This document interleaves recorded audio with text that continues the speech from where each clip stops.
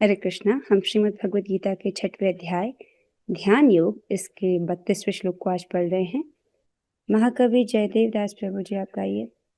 आत्मौपम्येन सर्वत्र आत्मौपम्येन सर्वत्र समं पश्यति यो अर्जुन समं पश्यति यो अर्जुन।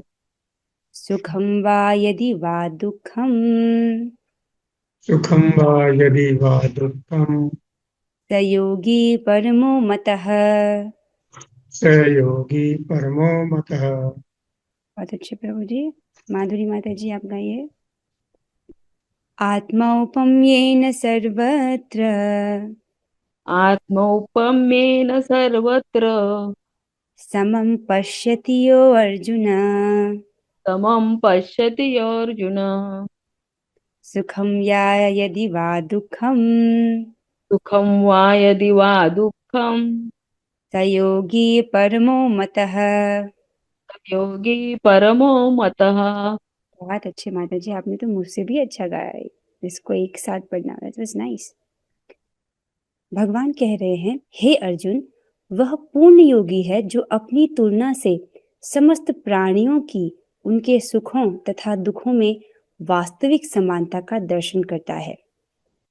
पूर्ण योगी कौन है? भगवान इसका वर्णन कर रहे हैं, जो अपने से कंपेयर करता है, अर्थात वो जीव के सुख दुख को समझ रहा है, अपने सुख दुख को समझ रहा है। तो ऐसा जो व्यक्ति है, राइट, अपनी तुलना से समस्त प्राणियों की उनके सुखों तथा दुखों में वास्तविक समानता का दर्शन करता है, उसे भगवान पूर्ण योगी कहते हैं। ये पूर्ण योगी, इसको बहुत सुंदर तरीके से तात्पर्य में आचार्य ने बोला है, वहां हम इसका आस्वादन करेंगे। अन्वय को देखिए। अर्जुन अर्थात हे अर्जुन, यह सर्वत्र जो सभी जीवों में आत्मौपम्येन अर्थात अपने समान सुखम वा यदि वा दुखम सुख अथवा दुख को समम समान पश्यति देखते हैं, सह योगी परमः मतः वे योगी मेरे मतानुसार श्रेष्ठ है। तो भगवान इस श्लोक में वर्णन कर रहे हैं कि कौन योगी श्रेष्ठ है। प्रभुपाद जी तात्पर्य में कहेंगे कि एक कृष्ण भावना भावित व्यक्ति जो है वो एक श्रेष्ठ योगी है, राइट। क्यों? क्योंकि वो समझता है सभी जीवों का सुख और दुख। और वहां पर प्रभुपाद जी तात्पर्य में बताएंगे कि जीव का सुख क्या है और जीव का दुख क्या है। जीव का दुख क्या है? भगवान से विस्मृति हो जाना, भगवान के साथ उसका जो संबंध है उसको भूल जाना, वही उसके दुख का कारण है। और सुख क्या है? राइट, भगवान की सेवा करना। इसको समझता है, इसीलिए वो यथासंभव कृष्ण भावनामृत का प्रचार करता है, कृष्ण का ज्ञान लोगों को देने का प्रयास करता है। आइए एक बार हम इसको श्लोक से देखेंगे। आत्मौपम्येन सर्वत्र अर्थात वो क्या करता है? सभी जगह अपनी तुलना से, राइट, समम पश्यति अर्जुन, अपने आप से देखता है। समम पश्यति अर्जुन, हे अर्जुन, समान रूप से देखता है। अर्थात देखिए, एक जीव का क्या कष्ट है, यही कष्ट है ना कि वो कृष्ण को भूला हुआ है। इस भौतिक जगत में ही देखिए कि जो लोग हैं, राइट, जो जीवात्मा है वो क्यों फंसा हुआ है, उसका मूल कारण है कि वो भगवान को भूला हुआ है। अगर असुर में भी देखा जाए, उसमें बहुत सारे आसुरी गुण हैं, राइट, लेकिन उन आसुरी गुणों का मूल कारण क्या है? भगवान से विमुख होना। तो ये क्या है? जीवात्मा का दुख का मूल कारण है। तो समम पश्यति अर्जुन सुखम वा यदि वा दुखम स योगी परमो मतः। ऐसा जो योगी है वो मेरे मत में क्या है? परम पूर्ण है। अब इसमें सबसे इंपॉर्टेंट बात तो ये है कि भगवान के मतानुसार, अर्थात भगवान से बड़ी और कोई अथॉरिटी है ही नहीं। तो भगवान ने कह दिया ऐसा है तो ऐसा ही है। अब इसको समझते हैं। अगर पूछा जाए धर्म क्या है, तो धर्मम तो साक्षात भगवत प्रणीतम। श्रीमद् भागवतम 6:3-19 में श्रीमद् भागवतम में बताया जाता है कि धर्म क्या है? वास्तविक धर्म के सिद्धांत तो भगवान के द्वारा ही बताए जाते हैं। जो ऊपर के लोकों में जो महर्षि रह रहे हैं, जो ऋषिगण रह रहे हैं, यद्यपि वो पूर्ण रूप से सतुगुण में स्थित हैं, लेकिन वो भी धर्म के सिद्धांतों का पता नहीं लगा सकते। नहीं देवता, तो फिर हम मनुष्यों का कहना ही क्या। तो धर्म के सिद्धांत क्या है? जो भगवान ने बोला है, जो भगवान ने निर्धारित किया है। और भगवान कह रहे कि उनके मतानुसार ऐसा जो प्राणी है, ऐसा जो योगी है, राइट, जो अपनी तुलना से समस्त प्राणियों की उनके सुख और दुख में, अर्थात वो हर प्राणी के लिए करुणा कर रहा है, किसी का वो बुरा नहीं चाहता है, सबके कल्याण के बारे में सोच रहा है, ऐसा जो व्यक्ति है वो पूर्ण योगी है। तात्पर्य में आप इसको बहुत स्पष्ट से समझेंगे। आइए अब हम तात्पर्य की ओर बढ़ते हैं। अनुवाद और तात्पर्य कृष्ण कृपा मूर्ति श्री श्रीमद AC भक्ति वेदांत स्वामी प्रभुपाद द्वारा। प्रभुपाद जी बताते हैं कि देखिए, कृष्ण भावना भावित व्यक्ति पूर्ण योगी होता है। वह अपने व्यक्तिगत अनुभव से प्रत्येक प्राणी के सुख तथा दुख से अवगत होता है। जीव के दुख का कारण ईश्वर से अपने संबंध का विस्मरण होना है। तो यहाँ पर समझा रहे हैं प्रभुपाद जी आपको कि कृष्ण भावना भावित व्यक्ति क्या है, वो पूर्ण योगी है। कैसे है पूर्ण योगी? क्योंकि वो समझ रहा है प्रत्येक प्राणी के सुख को और उसके दुख को। फिर प्रश्न होगा कि ये प्राणी का सुख और दुख क्या है? इसको प्रभुपाद जी बहुत स्पष्ट वर्णन करते हैं कि देखो, जीव के दुख का कारण ईश्वर से अपने संबंध का विस्मरण होना है। वो भगवान को भूलता है, राइट। कृष्ण भूलिया जीव भोग वांछा करी, फिर उसको जो है माया बहुत सारे दंड देती है। तो ये तो दुख का कारण है, ईश्वर से अपने संबंध का विस्मरण होना, उसको भूल जाना। और सुख का कारण क्या है? कृष्ण को मनुष्यों के समस्त कार्यों का परम भोक्ता, समस्त भूमि तथा लोकों का स्वामी एवं समस्त जीवों का परम हितैषी मित्र समझना है।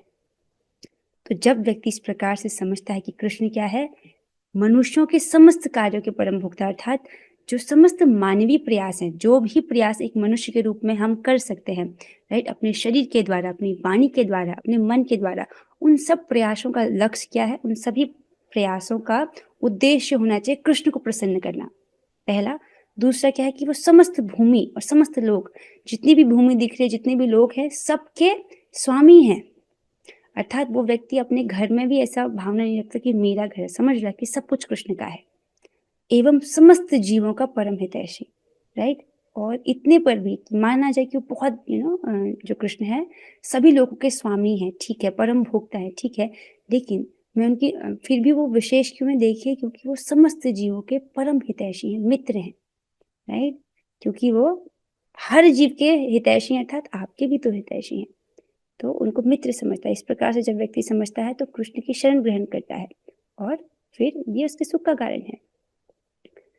अब इसको समझिए, यहाँ पर जो आपने एक श्रीधरी से एक बहुत सुंदर बात ली गई है, ये इस वाली लाइन को समझने के लिए, आत्मोपम्येन सर्वत्र समम पश्यति यो अर्जुन। वो अपनी तुलना से, राइट, समस्त प्राणियों के सुख तथा दुख में वास्तविक समानता का दर्शन करता है। इसका क्या अर्थ है? इसको आप यहाँ से समझिए, इसको देखिए। श्रीधर स्वामी जी बताते हैं, अपनी उपमा अर्थात अपने आप की समानता से, अर्थात जैसे मुझे सुख प्रिय और दुख अप्रिय है, वैसे ही दूसरों को भी है। इस प्रकार अपने सदृश सर्वत्र समान भाव से देखता हुआ, जो सबके लिए सुख ही चाहता है, किसी के लिए भी दुख नहीं चाहता, वह योगी मेरे मत में श्रेष्ठ है। स्पष्ट हो रहा है? आवाज स्पष्ट आ रही है? एक मिनट, आवाज स्पष्ट आ रही है ना? तो ये समझ आ रहा है, अर्थात वो व्यक्ति जो है किसी के लिए भी दुख नहीं चाहता है, राइट। वो क्या चाहता है कि सबके लिए सुख की ही भावना रखता है। तो ऐसा जो योगी है वो भगवान के मतानुसार श्रेष्ठ, अर्थात भगवान की अथॉरिटी तो हाईएस्ट है ना, अर्थात वही योगी जो है वो श्रेष्ठ है। आपको समझ आया जीव के सुख और दुख का कारण, राइट। भगवान से अपने संबंध को भूलना दुख का कारण, और भगवान को समझना कि वो सारे मानवीय कार्यों के भोक्ता है, समस्त भूमि लोगों के स्वामी हैं और मेरे परम हितैषी हैं। इस प्रकार से उनको समझना उनके सुख, जीवों के सुख का कारण है। अब आगे चलते हैं। पूर्ण योगी यह जानता है कि भौतिक प्रकृति के गुणों से प्रभावित बद्ध जीव कृष्ण से अपने संबंध को भूल जाने के कारण 3 प्रकार के तापों को भोगता है। अब यदि ये प्रश्न हो कि भगवान को भूल जाना कैसे दुख का कारण है, जब व्यक्ति भगवान को भूल जाता है तो वो इस त्रिगुणात्मक भोगों को भोगने का प्रयास करता है, अर्थात वो कृष्ण भूलिया जीव भोग वांछा करी, राइट। कृष्ण को भूलकर भोग की वांछा करता है। और इस जगत में किस प्रकार के भोग मिलते हैं? सत्वगुणी, रजोगुणी, तमोगुणी। त्रिगुणात्मक भोगों को भोगने का प्रयास करता है तो क्या होता है, उसको फिर माया देवी 3 प्रकार के तापों को देकर दुख देती है। 3 जो हैं, 3 ताप उसको प्रदान करके उसको कष्ट दिया जाता है। तो कौन से 3 ताप हैं वो? आदि दैविक, आदि भौतिक और आध्यात्मिक, राइट? आदि दैविक, आदि भौतिक और आध्यात्मिक क्लेश। तो आदि दैविक क्लेश कौन से होते हैं? किसी को पता है आदि दैविक क्लेश? जैसे भूकंप आ जाता है, एक ही स्थान पर बहुत सारे लोगों को मृत्यु हो जाती है, शरीर छूट जाता है, या महामारी फैल जाती है। ये क्या आदि दैविक? जब देवता नाराज हो जाए, वो कुपित हो जाते हैं। फिर है आदि भौतिक, अर्थात किसी अन्य जीव के द्वारा कष्ट प्राप्त करना। जैसे कुत्ते ने काट लिया, किसी व्यक्ति ने दूसरे व्यक्ति को लाठी से मार दिया, चाटा मार दिया, या कोई किसी भी जीव के द्वारा कष्ट प्राप्त करना, मच्छर ने काट दिया, इस प्रकार से क्या है? ये आदि भौतिक कष्ट हैं। और फिर फिर लास्ट वाला है आध्यात्मिक क्लेश। वो क्लेश जो व्यक्ति को अपने आप से प्राप्त होते हैं, अपने मन से जो उसको प्राप्त हो रहे हैं, राइट? तो होता है ना स्ट्रेस, डिप्रेशन, एंजाइटी, ये सब कोई बाहर वाला थोड़ी देता है, राइट? ये तो अपने ही व्यक्ति अपने मन के कारण जो है कष्ट पाता है। सो इसको देखिए, इसको समझिए। इसमें एक बहुत सुंदर उदाहरण दिया जाता है कि अगर एक व्यक्ति एक जूते पहने हुए है और वो एक कंकड़ों वाली सड़क पर जा रहा है तो बहुत सेफली जाएगा, राइट? लेकिन अगर एक कंकड़ उसके जूते के भीतर आ जाए, राइट, तो वो व्यक्ति उसी कंकड़ों वाले रास्ते में बड़ी कठिनाई से जाएगा। तो समझ रहे, जिस व्यक्ति का मन अशांत है, वो कंकड़ क्या दर्शाता है? जब उसके मन अशांत है तो वो कहीं भी जाएगा तो वो अशांत ही रहेगा, राइट? और जिस व्यक्ति का मन शुद्ध हो गया है, वो कहीं भी जाएगा वो सुखी रहेगा। ऐसा, ठीक है? आगे चलते हैं। और चूंकि कृष्ण भावना भावित व्यक्ति सुखी होता है, इसलिए वो कृष्ण ज्ञान को सर्वत्र वितरित कर देना चाहता है। तो ये ऊपर वाली बात समझ आई कि वो 3 ताप कौन से हैं, राइट? इस प्रकार के कष्ट हैं, इस जगत में इस प्रकार के कष्ट हैं। तो माया देवी क्यों देती? क्योंकि हम जीवात्मा के स्वरूप में हमारा कर्तव्य है कृष्ण की सेवा करना। हमारा एकमात्र कर्तव्य, जो परम कर्तव्य आत्मा के रूप में, वो भगवान की सेवा करना है। वो भूल करके, वो छोड़ करके हमको भोगों में पड़ना है, इसलिए माया देवी हमको कष्ट देती है।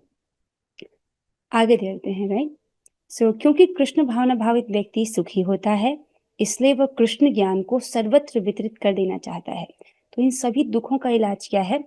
कृष्ण भूलते हैं, फिर भोग वांछा करते हैं, फिर माया दुख देती है ना। तो ये रीजन को ही, जो मूल कारण है, उसको ही हटा दिया जाए। जीव को अगर हम कृष्ण का स्मरण देते हैं, अगर उसको कृष्ण भावनामृत का प्रचार करते हैं, कृष्ण का ज्ञान देते हैं, तो उसके जो दुख का मूल कारण है वो हट जाता है, राइट? तो इसीलिए जो कृष्ण भावना भावित व्यक्ति है वो अपने जीवन में सुख का अनुभव करता है, राइट? कृष्ण की सेवा करके, कृष्ण का प्रसाद खा करके, राइट, भगवान की सेवा करके आप अपने जीवन में सुख और शांति का अनुभव करते हैं। तो क्या करता है ऐसा व्यक्ति? वो कृष्ण ज्ञान को सर्वत्र वितरित कर देना चाहता है। चूंकि पूर्ण योगी कृष्ण भावना भावित बनने के महत्व को घोषित करता चलता है, अतः वह विश्व का सर्वश्रेष्ठ उपकारी एवं भगवान का प्रियतम सेवक है। This is very beautiful. So देखिए, जो पूर्ण योगी कृष्ण, जो पूर्ण योगी है, जो व्यक्ति पूर्ण योगी है, वो क्या करता है? वो समझ रहा है कि जीव का कष्ट का कारण क्या है? कृष्ण को भूलना। तो उसका सोल्यूशन क्या है? कि उसको कृष्ण का स्मरण दिलाया जाए, कृष्ण का ज्ञान दिया जाए। तो उसका प्रयास करता है और इसके महत्व को भी घोषित करता है। देखिए, प्रभुपाद जी ने कितने सारे पुस्तकों का वितरण किया, राइट? श्रीमद् भागवतम पर टीकाएं लिखी, भगवद गीता पर टीकाएं लिखी, कितनी सारी पुस्तकों को उन्होंने लिखा है। क्यों?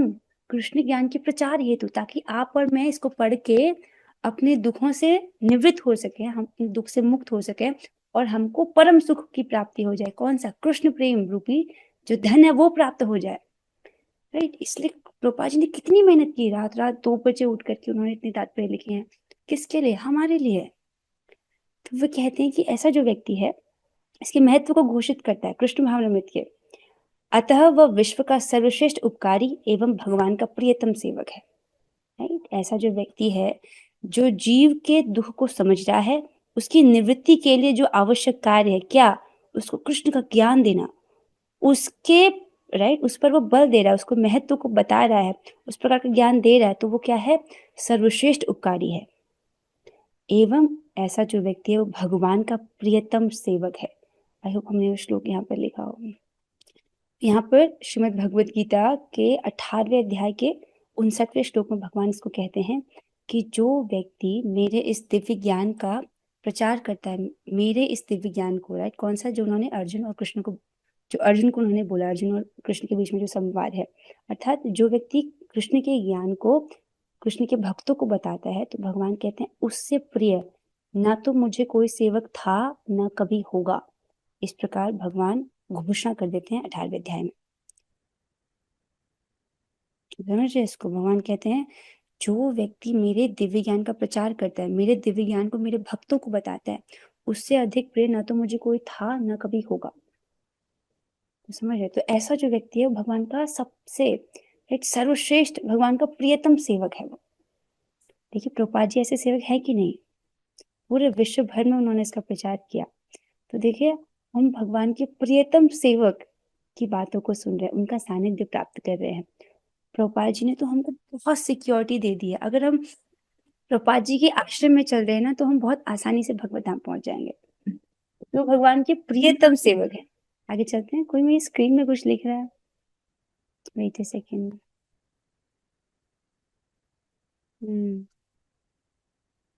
ओके। दूसरे शब्दों में भगवत भक्त सदैव जीवों के कल्याण को देखता है और इस तरह वह प्रत्येक प्राणी का सखा होता है।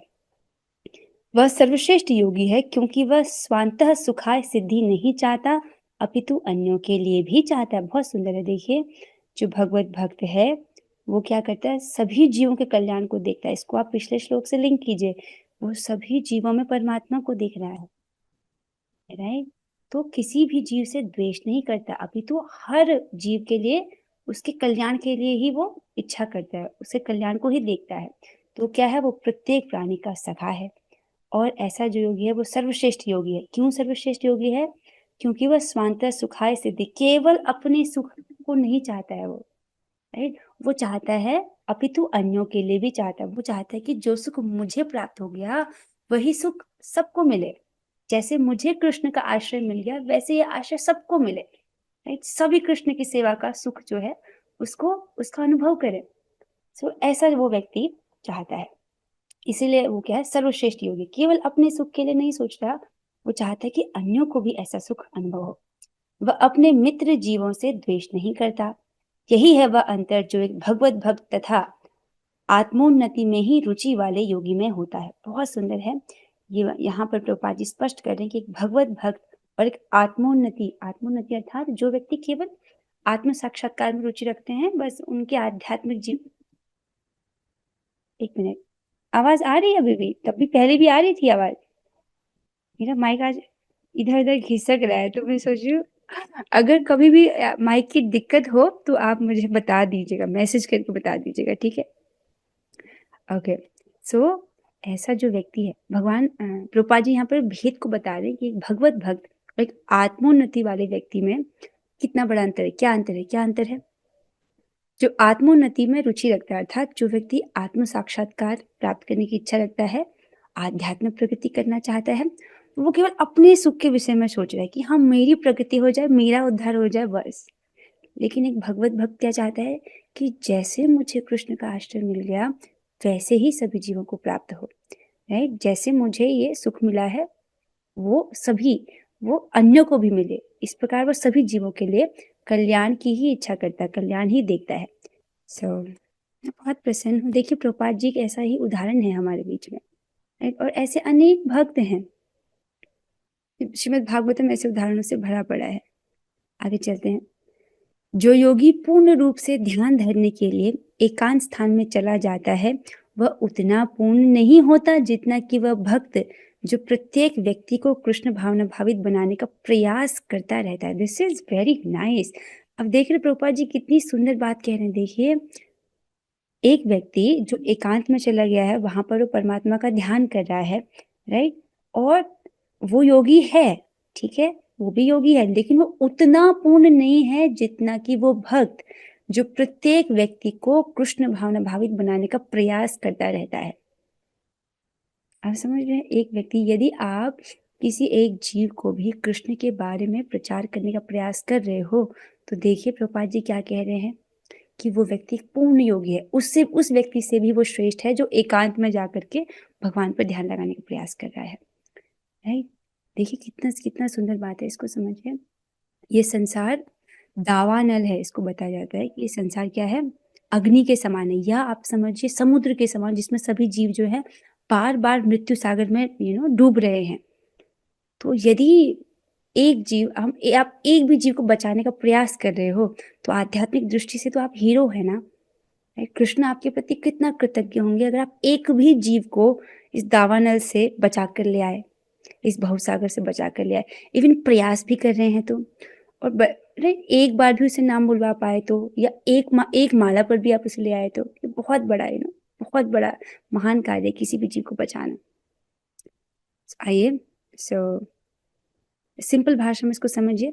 इस प्रकार मुझे भजने वाले योगियों में समस्त प्राणियों पर करुणा करने वाला श्रेष्ठ है, ये कहते हैं, राइट। और समस्त प्राणियों पर करुणा क्या है, वास्तविक करुणा क्या है, जब हम उनको कृष्ण के बारे में बताएं। आई होप ये स्पष्ट हो रहा होगा। किसी कोई प्रश्न है? इसके साथ ही तात्पर्य यहीं पर समाप्त होता है। एक लास्ट स्लाइड हम और डिस्कस करेंगे। कल की कक्षा में हम इस स्लाइड को पढ़ रहे थे, श्लोक को पढ़ रहे थे, लेकिन हम इसको एक बात रह गई थी, इसलिए इसको दोबारा से एक बार देखते हैं। श्रीमद् भागवतम के 10वें स्कंद के 12वें अध्याय का 39वां श्लोक है, जिसमें कहा गया है कि यदि कोई केवल एक बार या बलपूर्वक भी अपने मन में भगवान के स्वरूप को लाता है, एक बार भी अपने मन में भगवान के स्वरूप को लाता है, ठीक है, मन में उसने एक बार सोचा कृष्ण के स्वरूप के बारे में, तो उसे कृष्ण की दया से परम मोक्ष प्राप्त हो सकता है, केवल एक बार ऐसा करने से। जिस प्रकार अघासुर को प्राप्त हुआ, तो ऐसा ही इसका उदाहरण भी दे रहे हैं कि अघासुर के साथ, जो कि असुर था, एक बार जो है अघासुर उस अघासुर के केस में क्या है कि कृष्ण बलपूर्वक उसके मुख में प्रवेश किया ना, वो नहीं चाहता था, लेकिन भगवान बलपूर्वक जो है प्रवेश करते हैं। तो फिर उन लोगों के विषय में क्या कहा जाए जिनके हृदयों में भगवान अवतार लेकर प्रविष्ट होते हैं, अथवा उनका जो सदैव भगवान के चरण कमलों का ही चिंतन करते हैं, जो सारे जीव के लिए दिव्य आनंद के स्रोत हैं और जो सारे मोह को पूरी तरह हटा देते हैं। तो कल हम श्लोक को पढ़ रहे थे, इसमें एक छोटी सी बात रह गई थी कि देखिए, जो अघासुर है उसके मुख में, तो आप इस लीला को आप जानते ही होंगे कि बहुत बड़ा सर्प था जो वृंदावन में प्रवेश करता है और कृष्ण के मित्रों को मित्र जो है उसको गुफा समझ करके अघासुर के मुख में प्रवेश कर जाते हैं, राइट। तो भगवान भी जो है इस अघासुर के मुख में प्रवेश करते हैं, ठीक है, और फिर अपने साइज को बढ़ा करके उसका पेट फाड़ देते हैं। ये वाला लीला आपने सुना होगा, ठीक है। तो कृष्ण जो है बलपूर्वक वहां पर जाते हैं, उसकी इच्छा नहीं होती है, बलपूर्वक जाते हैं। तो यहाँ पर तो कृष्ण साक्षात जाते हैं, लेकिन यहाँ पर बोला गया कि जो इस प्रकार से भगवान के स्वरूप को अपने मन में लाता है एक बार भी या बलपूर्वक, तो हम देख रहे हैं, अर्थात कृष्ण का वाकई में प्रवेश करना और कृष्ण का स्मरण करना ये एक ही बात है। आप समझ रहे, कृष्ण वाकई में प्रवेश कर रहे हैं, या अगर आप कृष्ण के स्वरूप के बारे में सोच रहे हैं तो वो एक ही है। जैसे भगवान और नामी में कोई भेद नहीं है, लेकिन अगर हमारे अनुभव से, जो जड़ जगत में जो हमें अनुभव है, रसगुल्ला कहने में, राइट, और रसगुल्ला वास्तविक वस्तु में हमको अंतर दिखता है। रसगुल्ले के बारे में सोच रहे हैं और अब इसको वाकई में जो प्रवेश है, खाने में अंतर है, लेकिन कृष्ण, राइट, कृष्ण का वाकई में प्रवेश करने में और उनका स्मरण करने में कोई अंतर नहीं है। अचिंत है ना, इसको शास्त्र से श्रवण करके हमें स्वीकार करना चाहिए। तो वही ऐसा जो एक बार भी अपने मन में भगवान के स्वरूप को लाता है, तो उसे कृष्ण की दया से परम मोक्ष प्राप्त हो सकता है। इतना सुंदर है, हमको भगवान का स्मरण करना चाहिए, उनके सुंदर स्वरूप का ध्यान करना चाहिए। सबसे सुंदर अवसर है मंगला आरती दर्शन के लिए जाना चाहिए, भगवान के दर्शन करने चाहिए। यही आँखों का वास्तविक उपयोग, आँखें इसलिए दी गई हैं ताकि हम कृष्ण का दर्शन कर सकें, और कोई उपयोग नहीं है, शास्त्र पढ़ सके। आइए अब हम 3 बार हरे कृष्ण महामंत्र करेंगे। अपने माइक को ऑन कीजिए, हम सभी साथ में करेंगे। हरे कृष्णा कृष्ण कृष्णा हरे हरे, हरे राम राम राम हरे हरे। हरे कृष्णा कृष्ण कृष्णा हरे हरे, हरे राम राम राम हरे। हरे कृष्णा कृष्ण हरे राम राम हरे। श्रीमद् भगवद गीता की जय, श्रील प्रभुपाद की जय। ऑल गॉड्स श्री गुरु गौरांगा। हरे कृष्णा। आप सही भक्तों के सहयोग के लिए बहुत बहुत धन्यवाद। हरे कृष्ण हरे कृष्ण